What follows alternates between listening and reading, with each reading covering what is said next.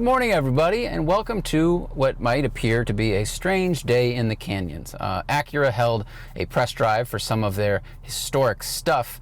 You may have already seen the Integra Type R video that I did. If you haven't, go watch that video. Not yet. Stay here, finish this one, then go watch that one. They had that. They had the CL Type S out there, some new stuff as well. And this, the CL Type S. It's a car you may not be that familiar with. They're pretty rare. I tried to find one on Auto Tempest, none. Craigslist, none. eBay, none. The only one I could find was on Cars and Bids, shout out Doug DeMuro, and it had 45,000 miles on it and sold for $7,000. It's the only one I could find in the country. Probably because people never sell them because they don't break. Today we're going to talk about luxury. Now, is this a canyon car, a race car? Sort of. Is it a luxury coupe? Definitely. And why is that special? We'll get to it. First of all, the specs. This is a 2002 Acura CL Type S. It has a 3.2 liter V6 engine in it, single overhead cam, but it does have VTEC. It makes 260 horsepower, which is 25 more horsepower than the regular CL, 230 foot-pounds of torque, and a 5-speed automatic. I think they call it a Transomatic. They also sold it with a manual for 1 year. Nobody really bought it. Probably why they don't sell many manuals now. So thank your parents for that kind of problem that we're currently dealing with. We're going to take it for a drive up the canyons, and we're going to talk about sporty luxury, why this car was important, is important, and why you might be interested in it. Not this one. This one's not for sale. Full throttle.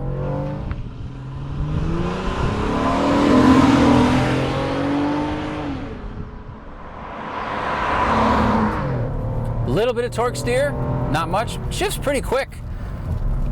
You can shift it yourself. It does have this kind of manumatic system. You slide the shift lever over, and now I hit forward for upshift and pull backwards for a downshift. I know it's the opposite of what a proper sports car should be, but this isn't really a proper sports car. We know that Acura can make a proper sports car. They made the Integra, they made the NSX, Honda made the S2000 right around this time. They know how to do that. If they wanted the shifter to replicate a sequential box or a rally shifter, they would have. But the people that were buying this car at the time probably look and they go, well, plus means up. You know, things increase, they go up. Prices go up. Heat rises. Like these things that we just associate in our brain with rising. Forward is better. It is beyond. Forward goes plus, that's how you shift up. Pull backwards, it goes down. You're pulling the lever down, not back. To us, we know it's back.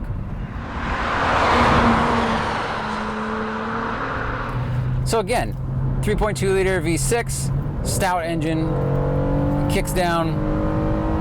You know, it's got some pull. It feels heavy, and that's because this car is heavy. This thing is basically 3,600 pounds.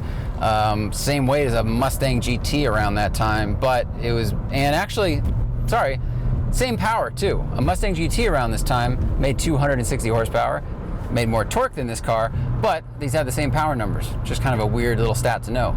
The engine, we know, is super strong. This is basically the same engine that is in that bonkers fast 500 wheel horsepower Mini Cooper that Matt and I drove, where we scared the crap out of each other for like an hour, made by Gildred Racing. They told me to hammer down. Yeah, man, let's do it. Bro!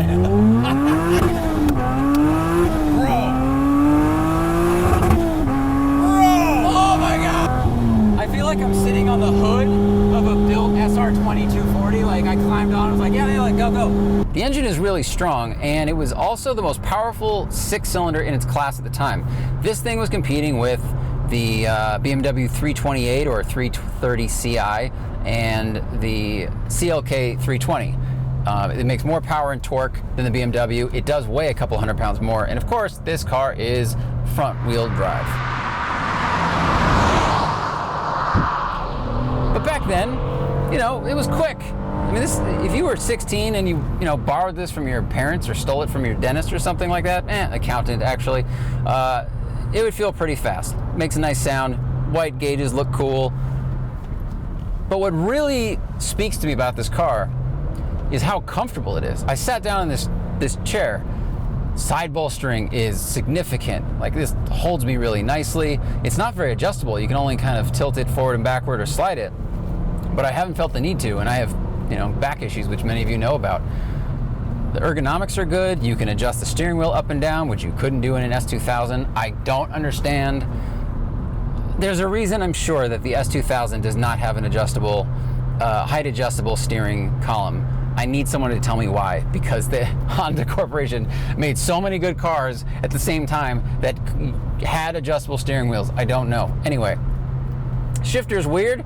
Automatic, I don't know, looks kind of like a tunnel a worm would make in the dirt. You have all your creature comforts. That was what this car was about. It gave you a lot for your money. It was about $5,000 less than the BMW at the time, but I've got a sunroof, cruise control, air conditioning, all those things. BMW base price was $35,000 back then. So this gave you a lot for your money. Big surprise. It's what Honda and Acura does. They give you a lot, they took a lot of the boxes that the other luxury car makers do, and they sell you, that sheet of boxes for a little bit less money. Handling, it's okay. It's staying pretty flat in the corner.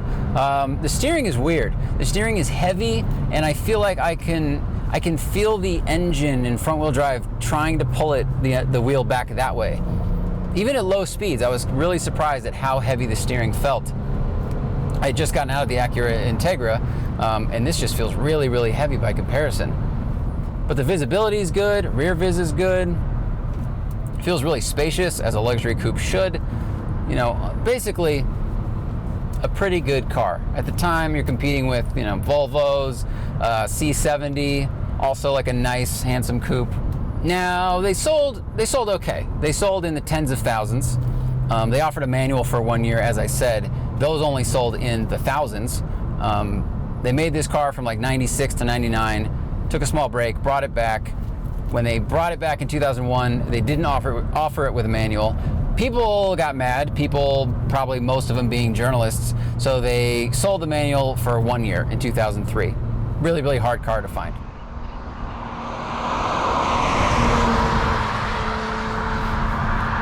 The reason I think you might be interested in this car, no, this one's not for sale, is unless you are tracking a car, drifting a car, or just have some kind of connection to a brand like BMW or Mercedes, objectively, this is a smarter purchase. I mean, the seats are comfortable, it's very roomy. Hello, cyclist.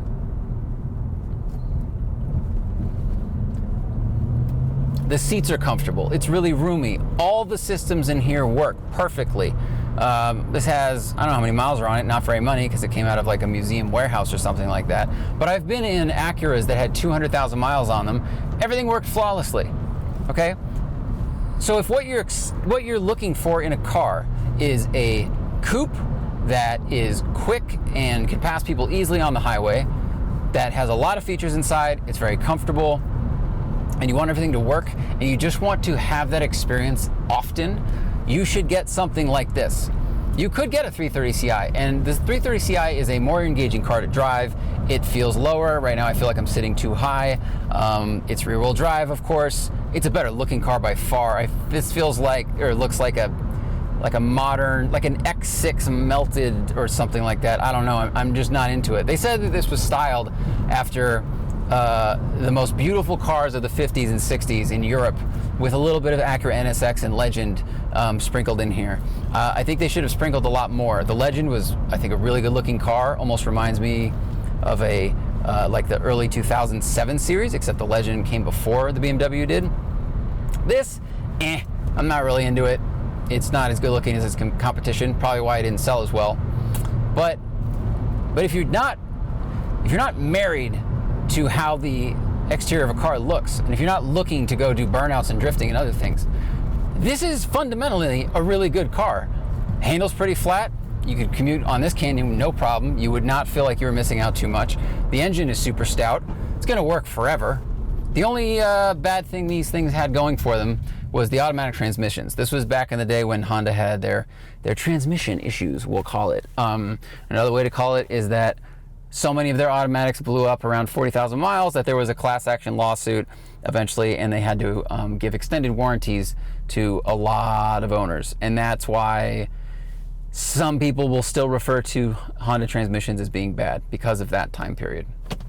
But if you get one that has had its transmission replaced, if you're lucky enough to find one, really, I think there's two reasons these are hard to find. One, when the first gen came out, they were also selling the Accord coupe, and this is like an Accord coupe in a tuxedo with a little bit more money in its wallet. So trying to sell people the same car for more money is going to be hard. The other reason, Acura at that time changed from using names to alphanumeric characters for their models. So the Acura Legend, you know, people knew that. They had brand cachet. This was the CL. No one knew what the CL was. What does it mean? I don't know. Does it mean coupe luxury? Does it mean curling for a long time? Does it mean coupe luxurioso, car lazy? Does it mean corpulent but luxurious? Civic large. I also think the people that bought these were a little bit more responsible, which might have driven them to just buy the sedan.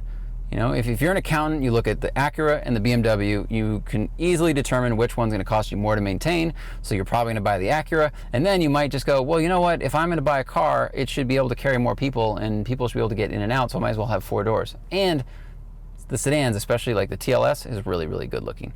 In fact, if you're in the market for a 4-door 325i that's used, unless you're drifting it, just buy a TLS or a TSX. Great looking car, far more reliable.